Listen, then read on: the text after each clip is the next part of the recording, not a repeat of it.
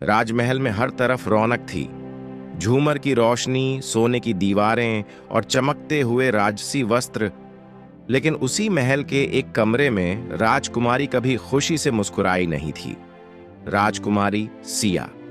नाम सुनते ही लोग बोल पड़ते, राजा की सबसे सुंदर और होशियार बेटी।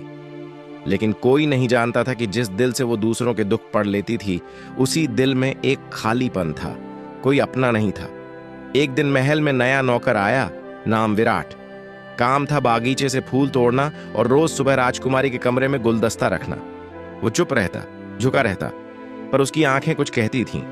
राजकुमारी को उसके आने का इंतजार रहने लगा। एक दिन उसने पूछा, तुम इतने चुप क्यों रहते हो? विराट बोला, राजकुमारियों से ज्यादा बोलना मुझे शोभा नहीं देता, पर अगर आप सुनना चाहें तो मेरी हर चुप्पी में एक कहानी है। राजकुमारी ने उस दिन पहली बार मुस्कुराना सीखा।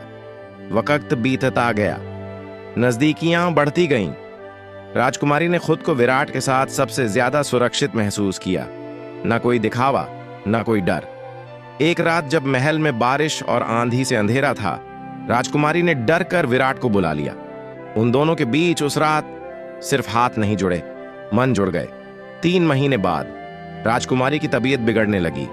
वैद्य ने आकर बताया, राजकुमारी मां बनने वाली हैं। पूरा दरबार हिल गया। राजा क्रोधित थे। कौन है वो जिसने मेरी बेटी की मर्यादा तोड़ी? राजकुमारी चुप थी, सिर्फ आंखें झुकी थीं। किसी ने सोचा भी नहीं था कि सिया जैसी राजकुमारी ऐसा कर सकती है। राजा ने ऐलान कर दिया, अगर तीसरे दिन तक नाम नहीं बताया गया तो गर्भ गिरा दिया जाएगा। तीसरे दिन सुबह विराट ने दरबार में प्रवेश किया। सिर झुका था, लेकिन चाल में डर नहीं था। राजन, उस बच्चे का पिता मैं हूं, पर यह रिश्ता किसी छल से नहीं, श्रद्धा से बना था। राजकुमारी की इजाजत थी और मेरा सम्मान था।